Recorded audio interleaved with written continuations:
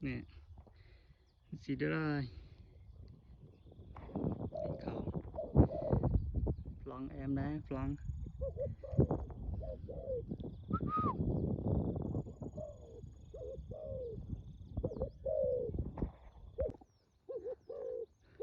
wow có tiết đấy mình lạnh bia cá đã lâu đấy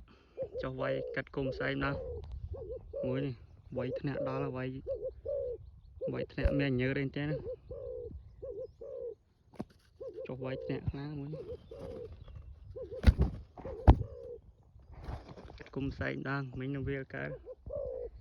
xí đánh lái nha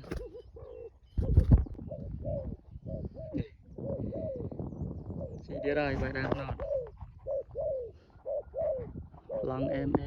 plong cái này trắng